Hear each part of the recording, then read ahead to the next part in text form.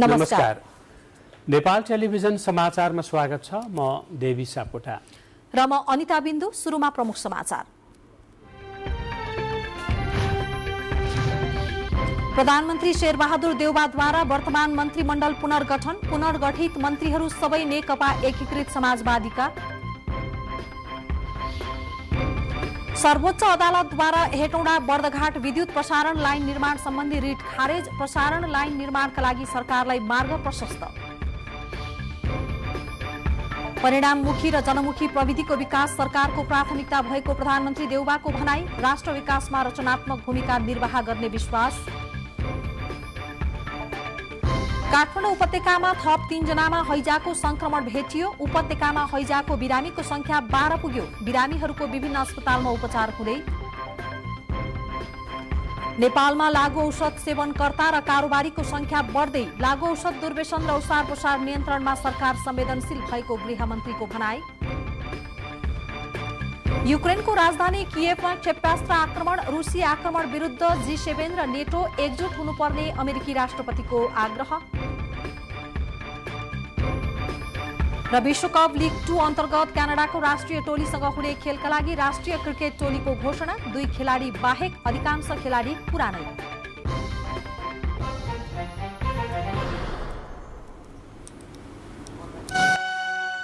समाचार विस्तारमा।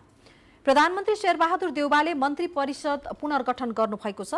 यसअघि एकीकृत समाजवादीको तर्फबाट मन्त्री बन्नुभएकाहरूको ठाउँमा सोही पार्टीले सिफारिस गरेका सांसदहरूलाई मन्त्रीमण्डलमा समावेश गर्दै प्रधानमन्त्री देउवाले मन्त्रीमण्डल पुनर्गठन गर्नुभएको हो। राष्ट्रपति विद्यादेवी भण्डारीले प्रधानमन्त्री शेरबहादुर देउवाको नेतृत्वमा 2078 असार 29 गते गठित मौजुदा मन्त्री परिषदमा नेपालको संविधानको धारा 76 को उपधारा 9 तथा धारा 78 को उपधारा 1 बमोजिम नियुक्ति र कार्य विभाजन गरी मन्त्री परिषद गठन गर्नुभएको राष्ट्रपतिको कार्यालयबाट जारी विज्ञप्तिमा उल्लेख गरिएको छ। पुनर्गठित मन्त्रीमण्डलमा जीवनराम श्रेष्ठ संस्कृति पर्यटन तथा नागरिक उड्डयन मन्त्री, मेघमणि चौधरी शहरी विकास मन्त्री, शेरबहादुर कुँवर श्रम रोजगार तथा सामाजिक सुरक्षा मन्त्री, भवानी खापुङ स्वास्थ्य तथा जनसङ्ख्या मन्त्री र हिरा केसी स्वास्थ्य तथा जनसङ्ख्या राज्य मन्त्री बन्नु भएको छ। नेकपा एकीकृत समाजवादीले 22 जेठमा मन्त्रीहरू फिर्ता बोलाएर सरकारमा नयाँ मन्त्रीहरूलाई पठाउने निर्णय गरेको थियो। लामो समयदेखि पूर्वको बिजुली पश्चिम लैजान महत्त्वपूर्ण मानिएको हेटौँडा बर्दघाट प्रसारण लाइनको अवरोध हटेको छ। सर्वोच्च अदालतले प्रसारण लाइन विस्तारका सम्बन्धमा परेको रिट खारेज गर्दै निर्माणका लागि मार्ग प्रशस्त गरिदिएको हो। न्यायाधीश द्वय ईश्वर प्रसाद खतिवडा र प्रकाश कुमार ढुङ्गानाको संयुक्त इजलासले प्रसारण लाइन निर्माणका सम्बन्धमा परेको रिट खारेज गर्दै निर्देशनात्मक आदेश समेत जारी गरेको छ। प्रसारण लाइन निर्माणका सम्बन्धमा स्थानीयले उठाएको मागको दाबी नपुग्ने भन्दै रिट खारेज गरिएको फैसलामा उल्लेख गरिएको छ। हेटौँडा बर्दघाट 220 केभी प्रसारण लाइन अन्तर्गत नवलपरासीको दुम्कीबासमा 2वटा टावर निर्माण हुन नदिन स्थानीयवासीले अवरोध गर्दै आएका थिए भने उक्त विषयमा सर्वोच्चमा रिट परेको थियो। रिटमा सुरुमा कारण देखाउ आदेश दिँदै यथास्थितिमा राख्दै आएको अदालतले आज फैसला गरेको हो। सर्वोच्चको आदेशपछि उक्त रिट खारेज भएको र स्थानीयवासीलाई कानून अनुसार क्षतिपूर्ति उपलब्ध गराएर काम गर्न प्राधिकरणलाई सहज भएको छ।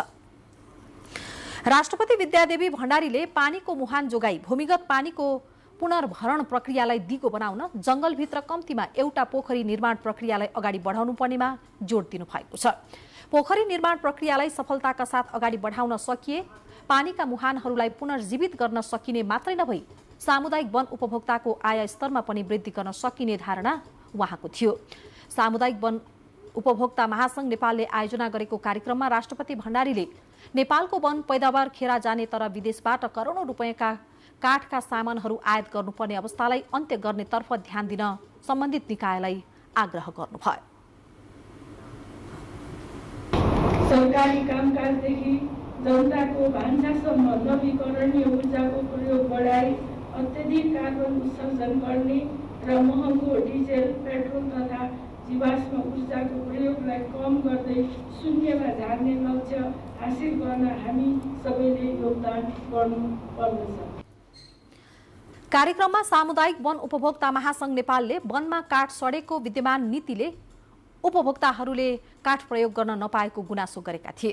काठको आपूर्ति व्यवस्था झन्झटिलो भएर जंगलमा काठ सडेर खेर जाने अवस्था रहेकोले कानूनी तथा नीतिगत गाँठो फुकाइदिन पनि विज्ञहरूले सरकारसँग माग गरेका छन्। वनको वैज्ञानिक व्यवस्थापन गरी त्यसलाई नागरिकको आय स्तरसँग जोड्न नसक्दा करोडौं रुपैयाँ पर्ने वन पैदावार खेर गइरहेको विज्ञहरूको भनाइ थियो।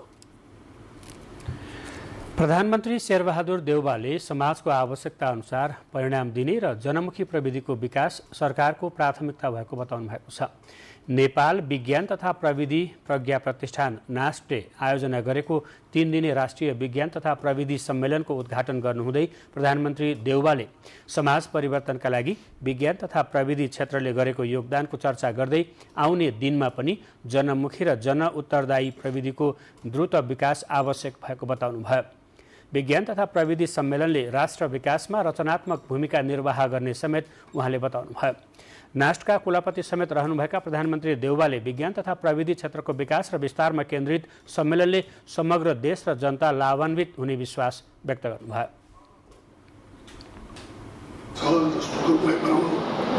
समय सापेक्ष वैज्ञानिक अध्ययन र अनुसन्धान र गुरुत्व प्रविधिहरूको अवलम्बन गर्ने वातावरण सिर्जना निर्माण गर्न आवश्यक हुन्छ। सरकार यस प्रतिका बीच छ। यस परिप्रेक्ष्यमा सर्वसाधारण नागरिकलाई गुणस्तरीय सार्वजनिक शिक्षा र गर्भोपयोगी प्रविधिको प्रचार गरी कृषि र औद्योगिक क्षेत्रको उत्पादन अभिवृद्धि गर्ने र जलवायु परिवर्तनका अवसरमा काम गर्ने यातायातलाई सहज र सुलभ बनाउने लगायतका विभिन्न विधानमा क्रियाशील अनुसन्धान गर्ने तथा प्रविधिहरूलाई अझ ऊर्जाशील अतिरिक्त भएर छिटै नै नतिजा देखिने गरी काम गर्न वातावरण बनाउने म नास्टलाई आग्रह गर्दछु। नास्टका उपकुलपति डाक्टर सुनिल बाबु श्रेष्ठले हरेक 4 वर्षमा आयोजना हुने सम्मेलनले विज्ञान प्रविधिमा आधारित नीति निर्माणमा योगदान पुग्ने बताउनुभयो। युवा तथा महिला वैज्ञानिक फोरम समेत निर्माण गर्नुका साथै प्रदेशमा विशिष्टीकृत अनुसन्धान स्थल समेत स्थापना गर्न लागि उल्लेख गर्नुभयो। तयारी अन्तिम चरणमा रहेको हुँदा नेपाल सरकारबाट बजेटको व्यवस्था हुनेछ भन्ने कुरामा म विश्वस्त छु। यसबाट समाजका आवश्यकता र समस्याका समाधान एवं आर्थिक विकासमा विज्ञान प्रविधि र नवप्रवर्तन मात्र प्रदेश तहसम्म नास्टले आफ्नो सेवा दिने अवसर प्राप्त गर्नेछ भन्ने मलाई लाग्दछ। 3 दिनसम्म सञ्चालन हुने सम्मेलनमा विभिन्न 15 विधा र 20 वटा विषयमा 380 वटा वैज्ञानिक कार्यपत्रहरू प्रस्तुत गरिनेछ। सम्मेलनमा देश तथा विदेशबाट वैज्ञानिक अनुसन्धानकर्ता, प्राध्यापक तथा विभिन्न सङ्घ संस्थाका गरी करिब 500 जनाको सहभागिता रहनेछ। काठमाडौँ उपत्यकामा हैजाका बिरामीको संख्या 12 पुगेको छ। आज थप 3 जना हैजाका बिरामी भेटिएसँगै राजधानी काठमाडौँ उपत्यकामा हैजाका बिरामीको संख्या 12 पुगेको हो। हैजा पुष्टि भएका मध्ये 1 जनाको स्टार अस्पताल र 2 जनाको पाटन अस्पतालमा उपचार भइरहेको एपिडेमियोलोजी तथा रोग नियन्त्रण महाशाखा प्रमुख चुमनलाल दासले जानकारी दिनुभयो। महाशाखाका अनुसार यसअघि बागबजार, दिल्ली बजार, कपन, सानेपा, बालाजु, बल्खु र थानकोटका गरी 9 जनामा हैजा पुष्टि भइसकेको छ। समाचारको क्रम जारी छ। केही बेर विश्राम। विश्रामपछि बाँकी समाचार।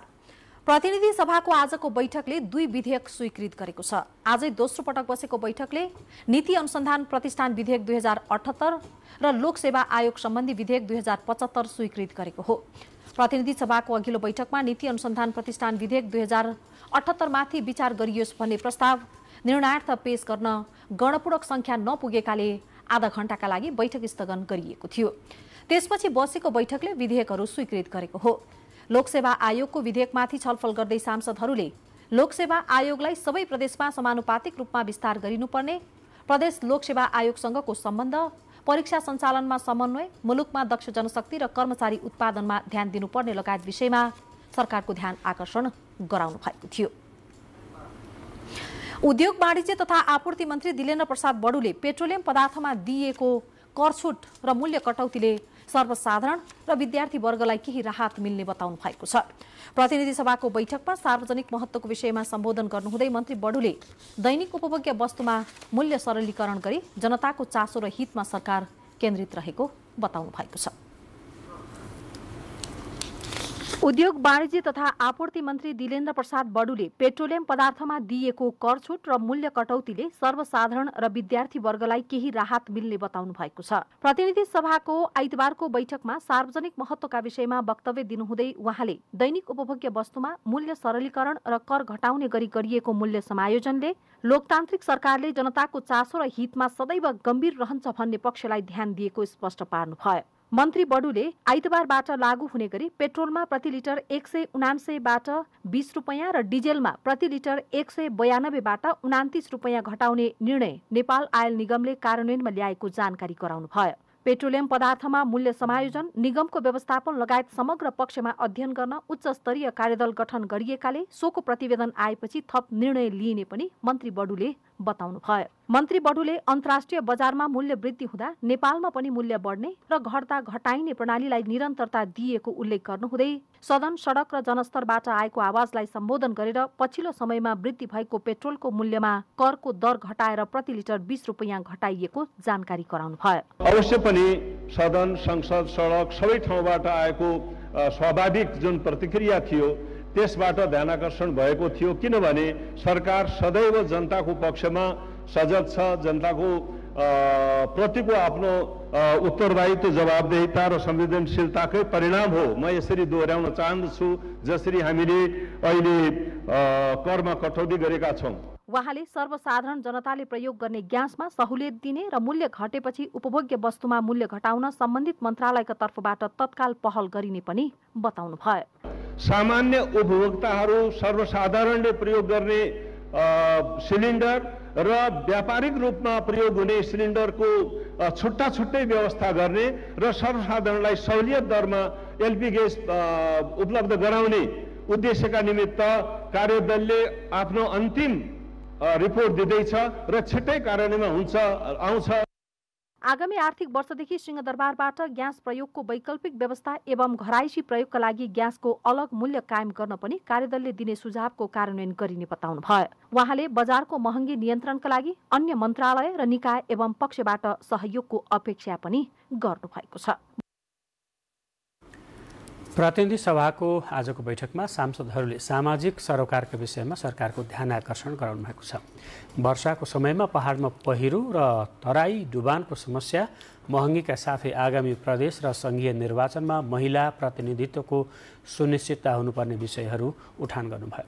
साथै उहाँहरूले यी समस्या सम्बोधन गर्न सरकारको ध्यान आकर्षण गराउनुभयो। वर्षासँगै पहिरो र डुबानको समस्या बढेको छ। पछिल्लो समय लगातारको वर्षाले तराईमा डुबान र पहाडी क्षेत्रमा पहिरोका कारण आम नागरिक प्रभावित बनिरहँदा सांसदहरूले रोकथामका लागि समयमै तयारी गर्न सरकारको ध्यान आकर्षण गराउनुभयो।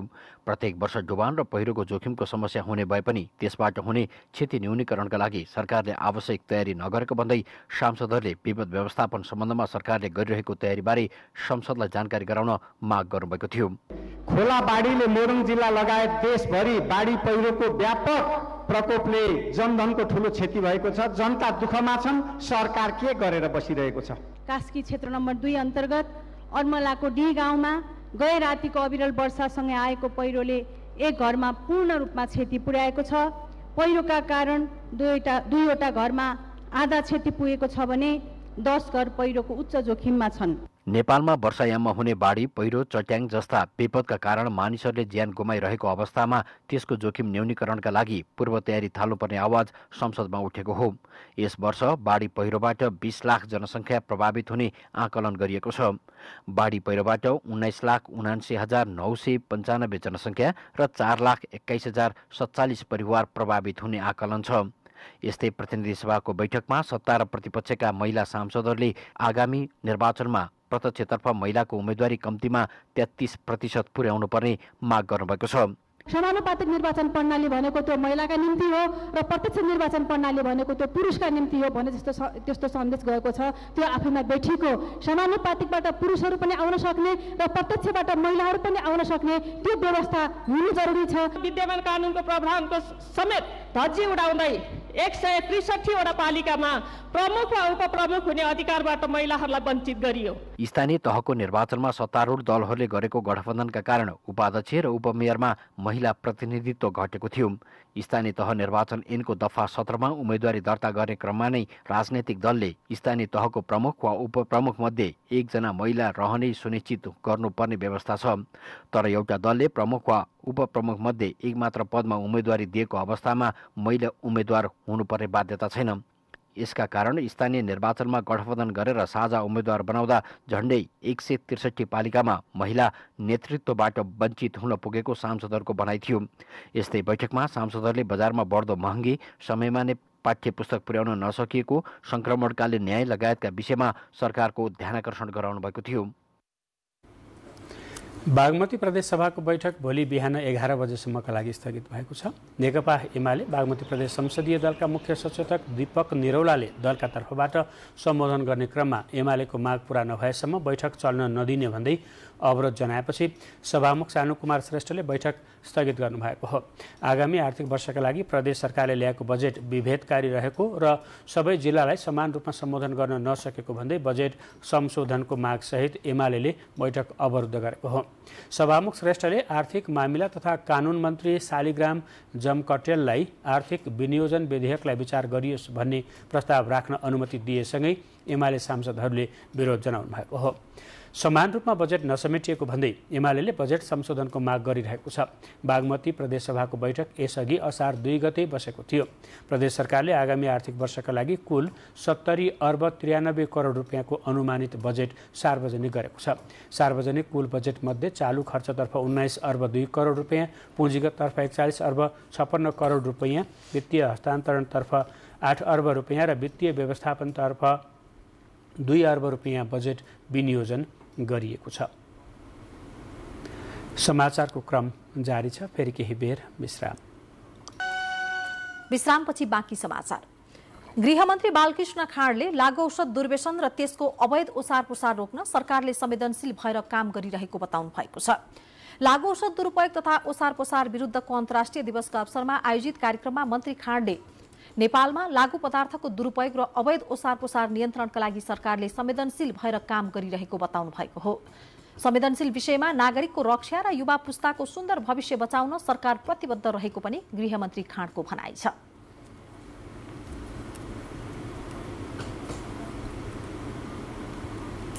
नेपाल सरकार ज्यादै नै संवेदनशील विषयमा आफ्ना नागरिकहरूलाई रक्षा गर्नका लागि युवा पुस्ताको सुन्दर भविष्य बचाउनका लागि प्रतिबद्ध रहेको छ। मुलुकमा लागु औषध सम्बन्धीको अपराधमा दोषी देखिएका 6000 बढी मानिस कारागारमा रहेको र मुलुकभर हुने आपराधिक गतिविधि मध्ये 8% भन्दा बढी लागु पदार्थसँग सम्बन्धित रहेका छन्। कार्यक्रममा लागु औषध विरुद्ध कार्य गर्ने विभिन्न संघ संस्थालाई सम्मान पनि गरिएको थियो। मानवीय स्वास्थ्य संकटका बेला झन लागु औषध चुनौतीको गरौं सम्बोधन भन्ने मूल नाराका साथ दिवस मनाइएको हो। लागु औषध नियन्त्रणका लागि सरकारले विभिन्न कार्यक्रम गर्दै आएको भए पनि लागु औषध सेवनकर्ता र कारोबारीको संख्या भने बढ्दै गएको छ। भारतबाट नेपालतिर लागु औषधको ओसार पुसार हुने र सीमामा कडाई हुन नसक्दा लागु औषध नियन्त्रणमा चुनौती देखिँदै आएको छ। पछिल्लो समय लागु औषध सेवनकर्ता र कारोबारी बढ्दै गएका छन्। आमा बुवाको औषध आम्दानी बढ्दै जानु र विद्यालयमा सिपयुक्त शिक्षा नभएकोले लागु औषधको कुलतमा युवा युवती फस्दै आएको गृह मन्त्रालयको लागु औषध नियन्त्रण शाखाले जनाएको छ। गाँजा र सुँग्ने पदार्थ जस्ता लागु पदार्थ सेवन भइरहेको अवस्थामा पछिल्लो समय अझ सुई, ट्याब्लेट, ब्राउन सुगर, हेरोइन जस्ता महँगा खालका लागु औषध सेवन बढेको छ। 2076 सालमा भएको एक सर्वेक्षणमा 1,30,000 सेवनकर्ता भेटिएका छन्। गृह मन्त्रालयका अनुसार 1 जना बराबर 10 जना संलग्न हुने तर 1 जना मात्र समातिने हुँदा नेपालमा अझै 10 लाखभन्दा बढी सेवनकर्ता हुने अनुमान गरिएको छ। खुला सीमाका कारण भारतबाट लागु औषध ल्याएर प्रयोग गर्ने र अरूलाई पनि बिक्री गर्ने कार्यले नियन्त्रणमा चुनौती देखिएको मन्त्रालयको भनाइ छ। विद्यार्थीलाई लागु औषधको बारेमा चाहिँ जानकारी दिने मात्रै चाहिँ महत्त्वपूर्ण चाहिँ छैन। कहिलेकाहीँ त हामीले जानकारी दियौँ भनेर भन्दाखेरि झन् कुल्दुली लागेर के रहेछ त भनेर पनि त्यता रुचि राखेको पनि देखिन्छ। तसर्थ त्यसबाट विकसित गर्नका लागि उनीहरूलाई नै चाहिँ अगाडि सार्ने हो, जनचेतना क्रियाकलापहरू सञ्चालन गर्नलाई। प्रहरी प्रधान कार्यालयको तथ्याङ्क अनुसार आर्थिक वर्ष 2076-77 मा 4549 लागु औषधमा अभियुक्त पक्राउ परेका थिए भने 2077-78 मा 4626 अभियुक्त पक्राउ परेका थिए। चालु आर्थिक वर्षको 10 महिनामा 5167 जना पक्राउ परेका छन्। ती मध्ये सबैभन्दा बढी प्रदेश नम्बर 1 को रहेका छन् भने दोस्रोमा मध्य प्रदेश रहेको तथ्याङ्कमा उल्लेख छ। क्यामेरामा सुरेन्द्र आचार्यको साथमा दुर्गा खड्का, नेपाल टेलिभिजन। नेकपा एकीकृत समाजवादीका अध्यक्ष माधव कुमार नेपालले स्थानीय तह निर्वाचनमा गठबन्धनले राम्रो परिणाम दिएको बताउनु भएको छ। अखिल नेपाल महिला सङ्घ समाजवादीको तेस्रो पूर्ण बैठकको उद्घाटन गर्नुहुँदै अध्यक्ष नेपालले निर्वाचनमा गठबन्धन राम्रो परिणाम दिएको बताउनुभयो। गठबन्धनमा सानातिना समस्या भए पनि आगामी दिनमा व्यवस्थापन गरेर गठबन्धनलाई निरन्तर अगाडि बढाउने बताउनुभयो।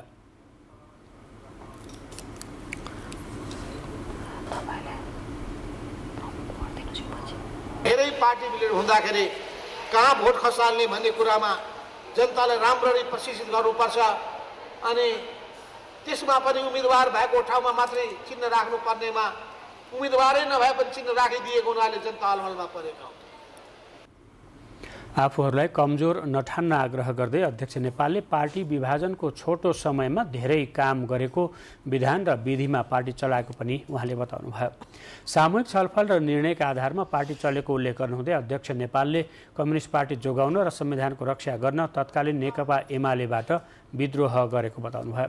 अध्यक्ष नेपालले आफ्नो जिम्मेवारी पूरा गर्ने काममा महिला अगाडि बढे त्यसैको आधारमा मूल्याङ्कन हुने बताउनुभयो। सो अवसरमा राष्ट्रिय सभामा निर्वाचित 4 जना महिला सांसद र स्थानीय तहका प्रमुख उपप्रमुखमा निर्वाचित महिला जनप्रतिनिधिलाई पार्टी अध्यक्ष नेपालले सम्मान गर्नुभयो। संस्कृति पर्यटन तथा नागरिक उड्डयन मन्त्री प्रेम बहादुर आलेले आफ्नो 9 महिने कार्यकाल सन्तोषजनक र सफल रहेको बताउनु भएको छ। मन्त्रालयमा आज पत्रकार सम्मेलन गर्दै मन्त्री आलेले आफ्नो कार्यकालमा आफूले चाहेका 90% काम गर्न सफल भएको बताउनु भएको हो। कतिपय काम भने आफूले चाहेर पनि गर्न नसकेको मन्त्री आलेको भनाइ छ। पार्टी निर्णय अनुसार आफू मन्त्रीबाट राजीनामा दिन तयार रहेको पार्टी अध्यक्षलाई जानकारी गराइसकेको भन्दै मन्त्री आलेले आफू पदमा रहे पनि नरहे पनि जनताको काममा सधैँ लागिरहने र खबरदारी गरिरहने बताउनुभयो। नेपाल पर्यटन बोर्ड, नागरिक दरबार संग्रहालय, पशुपति धर्मशाला, क्यासिनोको बगौटा असुपर, हवाई जहाज तथा हेलिकप्टरहरूलाई पछिल्लो सङ्घीय संरचना अनुसार स्थानान्तरण गर्ने लगायत विषयमा कारबाही गर्दा अदृश्य शक्ति केन्द्रबाट दर्जनौं पटक दबाव तथा थुप्रै प्रलोभन नआएका होइनन्। बुलेटिनको बीचमा प्रमुख समाचार फेरि एकपटक।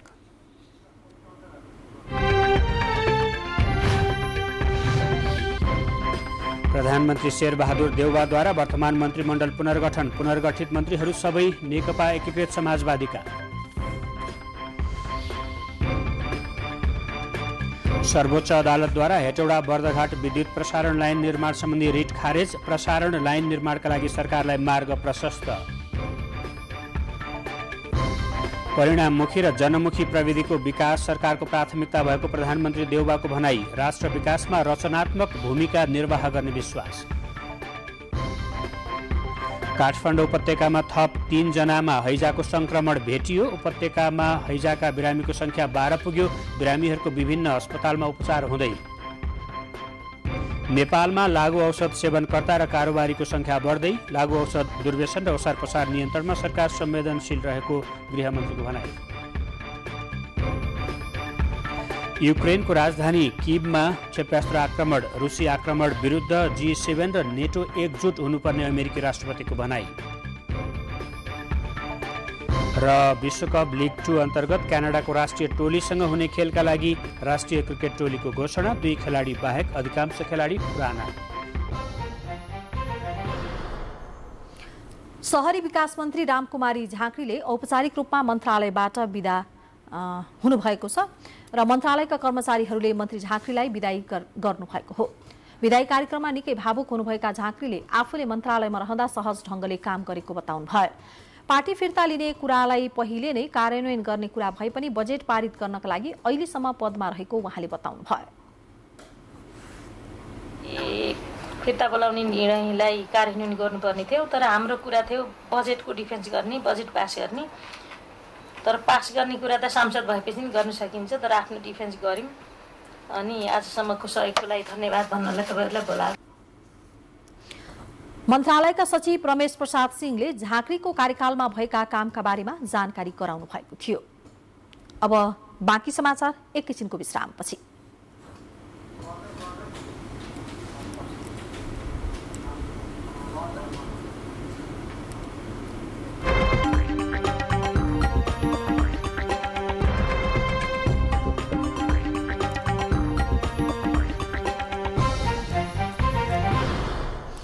पछिल्लो 24 घण्टामा नेपालमा नयाँ 29 जनामा कोभिड-19 को संक्रमण पुष्टि भएको छ।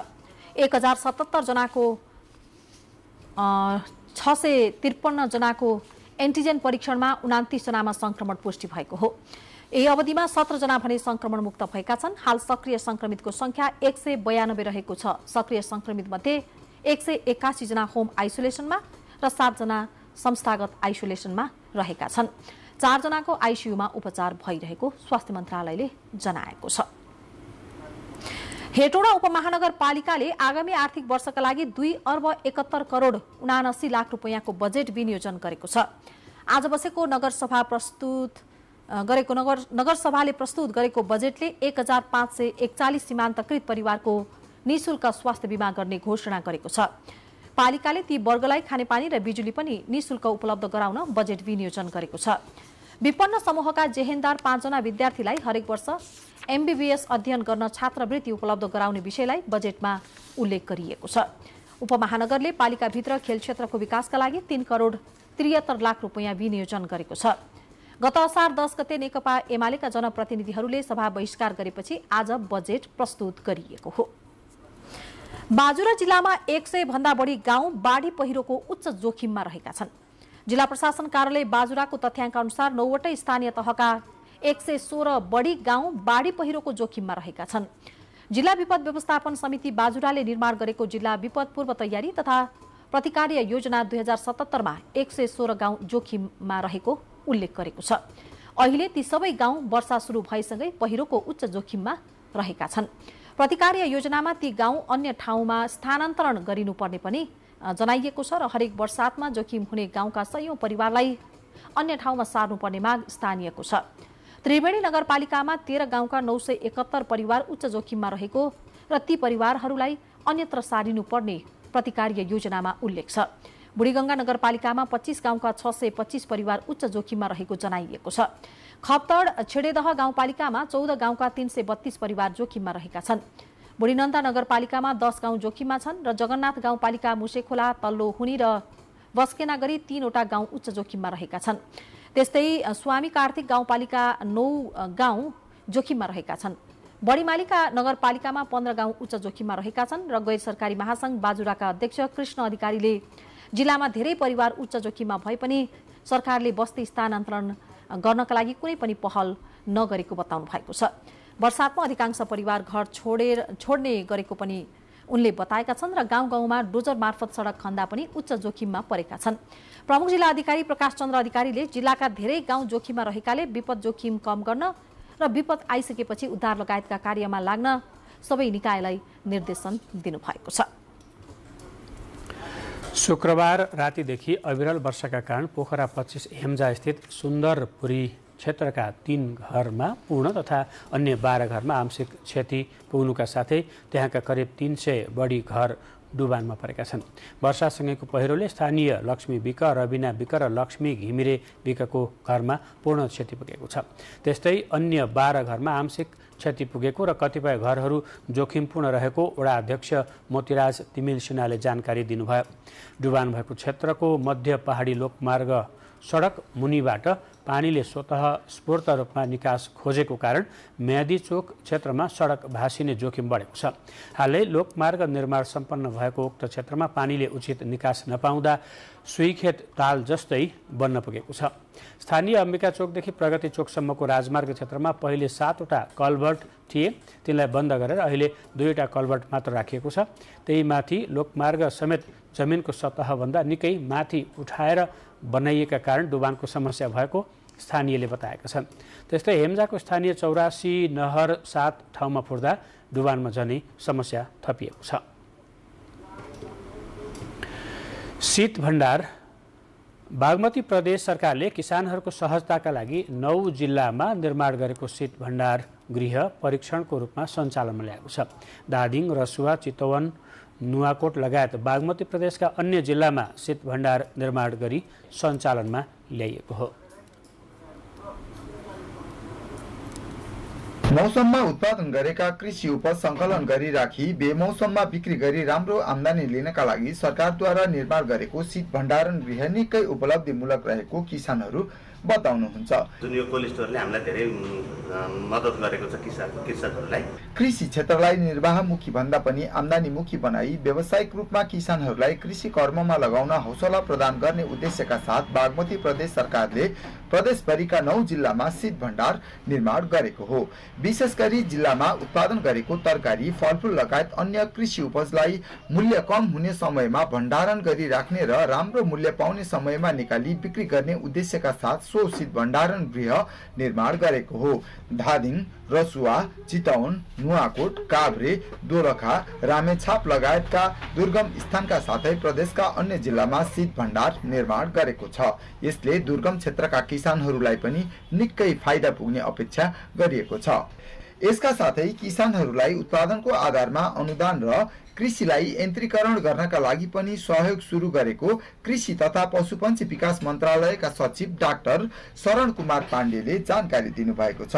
कुनै पनि कृषि उपजहरू उत्पादन भइसकेपछि उत्पादन भइसकेपछि बजार नपाउने र त्यसलाई सञ्चित गर्ने र भण्डारण गर्ने पनि हामीसँग कुनै पनि किसिमको चाहिँ विधि नभएको हिसाबले त्यस्तो भण्डारण गर्ने स्थान नभएको कारणले गर्दाखेरि हामीले अब बजारको मूल्यलाई कायम राख्नको लागि र केही समय चाहिँ सञ्चित गर्न उसको गुणस्तर पनि कायम गर्दै नबिग्रिने गरी सञ्चित गर्नको लागि आवश्यक ठान्यौं र हामीले यो शीत भण्डार निर्माण गर्यौं। यसरी निर्माण गरेको शीत भण्डार गृहहरू सहकारी मार्फत सञ्चालनमा ल्याइने पनि उहाँले जानकारी दिनुभएको छ, जसले गर्दा किसानहरूलाई झनै फाइदा पुग्ने विश्वास रहेको छ। अहिले रसुवामा निर्माण सम्पन्न शीत भण्डारमा आलु, प्याज, लसुन, अदुवा जस्ता वस्तुहरू परीक्षणको रूपमा भण्डारण गरेर राखिएको छ। धादिङ, चितवन, रामेछाप, नुवाकोट, सिन्धुली, काभ्रे लगायतका जिल्लामा निर्माणको काम सम्पन्न गरी मन्त्रालयले सञ्चालनको तयारीमा जुटेको छ।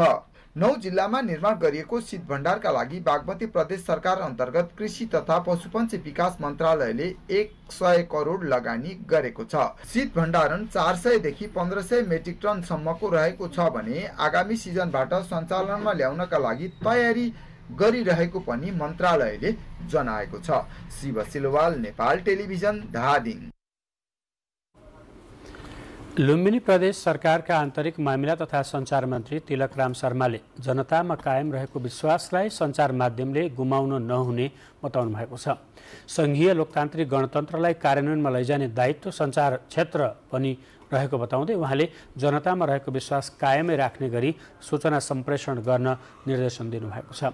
लुम्बिनी प्रदेश सरकार र नेपाल टेलिभिजन बीचको सहकार्यमा निर्माण तथा प्रसारण भइरहेको कार्यक्रम समृद्धिका पाइलासँग सम्बन्धित संवाददाता तथा कार्यक्रम निर्माताका लागि क्षमता अभिवृद्धि तथा अभिमुखीकरण कार्यक्रमको उद्घाटन गर्दै मन्त्री शर्माले स्थानीय सरकारले महामारीका बेला गरेको जनताको सेवा उदाहरणीय रहेको बताउनुभयो।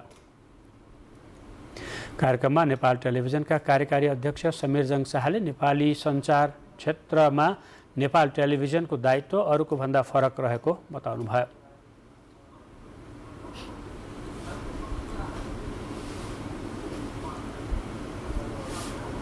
कसरी यो सङ्घीय लोकतान्त्रिक गणतन्त्र स्थापना गर्नको लागि चाहिँ सञ्चार क्षेत्रले भूमिका खेलेको छ, यसलाई चाहिँ यो स्थापना भइसकेपछि यसलाई चाहिँ संस्थागत गर्ने कुराहरूमा, यसलाई सही दिशामा अगाडि बढाउने कुराहरूमा सञ्चार क्षेत्रको भूमिका सबभन्दा बढी महत्त्वपूर्ण हुनुपर्छ। जनताको समस्या समाधान गर्ने, विश्वास आर्जन गर्ने, शङ्काको वातावरणलाई चिर्दै समृद्धिका लागि निरन्तर खट्नुपर्ने दायित्व नेपाल टेलिभिजनलाई भएको नेपाल टेलिभिजनका कार्यकारी अध्यक्ष समीरजङ शाहले बताउनुभयो।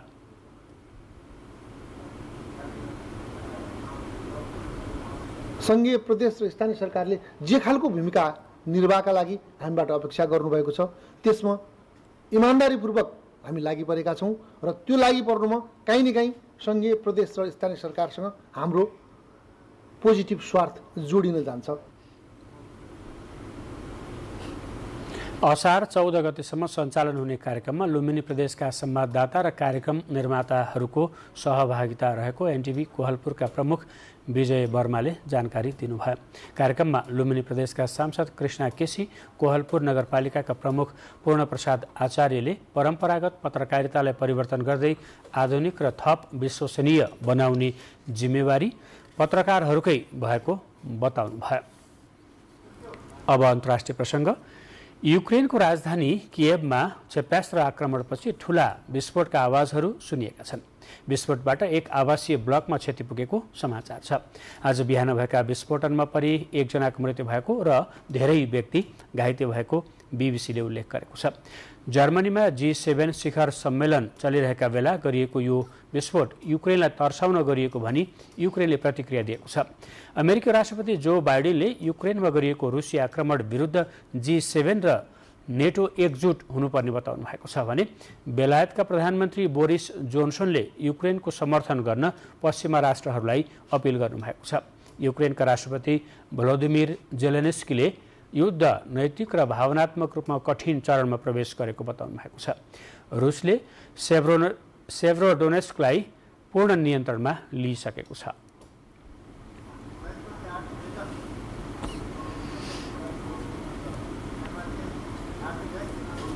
अब आर्थिक समाचार।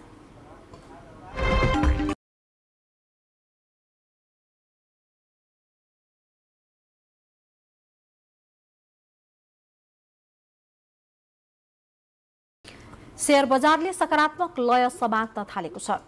साताको पहिलो कारोबारको दिन आइतबार शेयर बजार 94.92 अङ्कले बढेको छ।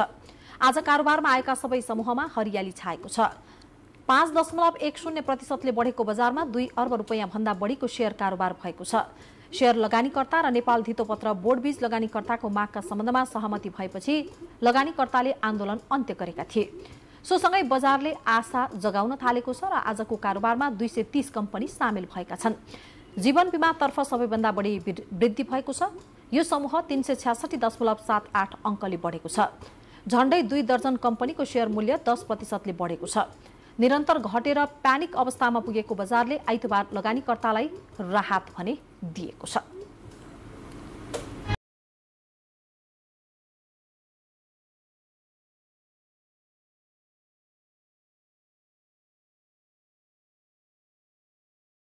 खेलकुद समाचार।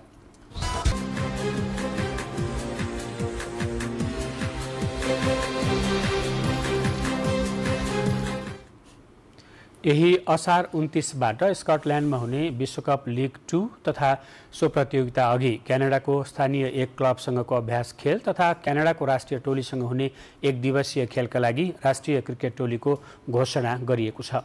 नेपाल क्रिकेट सङ्घ क्यानले आज सन्दीप लामिछानेको कप्तानीमा 14 सदस्यीय टोली घोषणा गरेको हो। नेपाली टिमको उपकप्तानमा रोहित पौडेल रहेका छन्।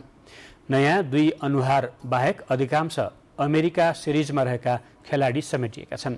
स्कटल्यान्डमा हुने सिरिजको पहिलो खेलमा नेपालले नामिबिया विरुद्ध खेल्नेछ। नेपाल र नामिबिया बीचको खेल जुलाई 11 मा हुनेछ।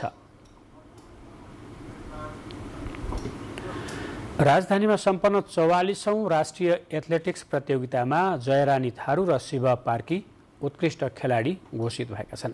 त्रिपुरेश्वरस्थित दशरथ रङ्गशालामा भएको प्रतियोगितामा त्रिभुवन आर्मी क्लबकी थारू महिलातर्फ र पुरुषतर्फ एपीएफका पार्की उत्कृष्ट बन्न सफल भएका हुन्। थारूले 2 राष्ट्रिय कीर्तिमानसहित 4 स्वर्ण र 1 रजत पदक प्राप्त गरेकी छिन्। उनले 100 मिटर र 400 मिटर हर्डल्समा राष्ट्रिय कीर्तिमान बनाएकी थिइन्। साथै उनले लङ जम्प र 4 गुना 100 मिटर रिलेमा स्वर्ण जित्दा 4 गुना 100 मिटर रिलेमा रजत जितिन्।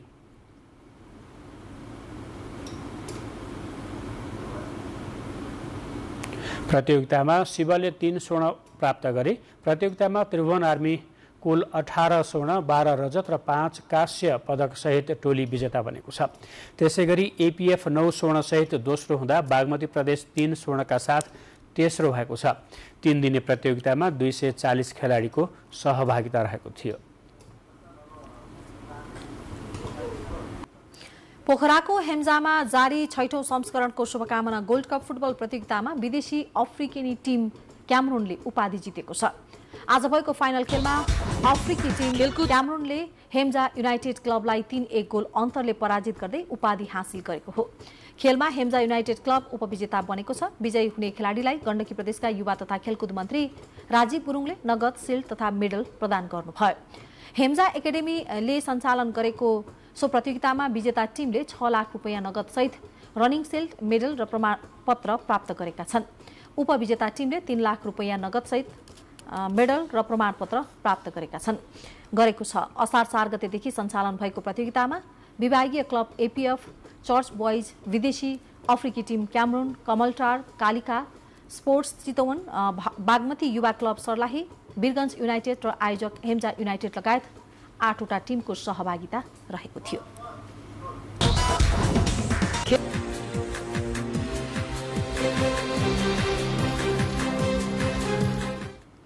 अब मौसम सम्बन्धी जानकारी।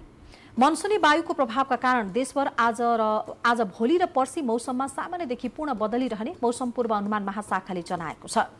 महाशाखाका अनुसार बागमती प्रदेश, गण्डकी प्रदेश, लुम्बिनी प्रदेश र कर्णाली प्रदेशका 1-2 स्थानहरूमा हल्कादेखि मध्यम वर्षाको सम्भावना रहेको छ।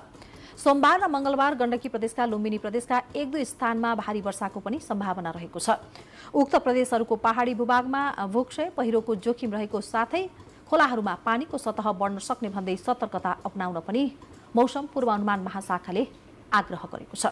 अब मौसम सम्बन्धी थप विवरण।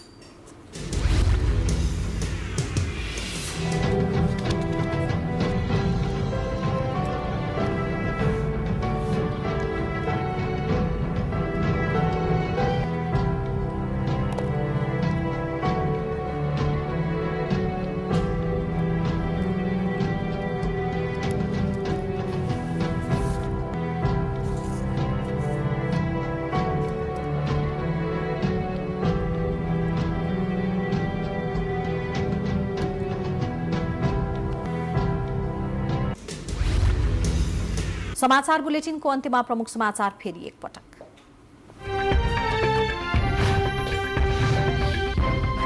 प्रधानमन्त्री शेरबहादुर देउवाद्वारा वर्तमान मन्त्रीमण्डल पुनर्गठित मन्त्रीहरू सबै नेकपा एकीकृत समाजवादीका। सर्वोच्च अदालतद्वारा हेटौँडा बर्दघाट विद्युत प्रसारण लाइन निर्माण सम्बन्धी रिट खारेज। प्रसारण लाइन निर्माणका लागि सरकारलाई मार्ग प्रशस्त। परिणाममुखी र जनमुखी प्रविधिको विकास सरकारको प्राथमिकता भएको प्रधानमन्त्री देउवाको भनाई। राष्ट्र विकासमा रचनात्मक भूमिका निर्वाह गर्ने विश्वास। काठमाडौँ उपत्यकामा थप 3 जनामा हैजाको संक्रमण भेटियो। उपत्यकामा हैजाको बिरामीको संख्या 12 पुग्यो। बिरामीहरूको विभिन्न अस्पतालमा उपचार हुँदै। नेपालमा लागु औषध सेवनकर्ता र कारोबारीको संख्या बढ्दै। लागु औषध दुर्व्यसन र ओसार पसार नियन्त्रणमा सरकार संवेदनशील भएको गृहमन्त्रीको भनाई। युक्रेनको राजधानी कियेभमा क्षेप्यास्त्र आक्रमण। रुसी आक्रमण विरुद्ध G7 र नेटो एकजुट हुनुपर्ने अमेरिकी राष्ट्रपतिको भनाई। र विश्वकप लिग 2 अन्तर्गत क्यानाडाको राष्ट्रिय टोलीसँग हुने खेलका लागि राष्ट्रिय क्रिकेट टोलीको घोषणा। 2 खेलाडी बाहेक अधिकांश खेलाडी पुरानै।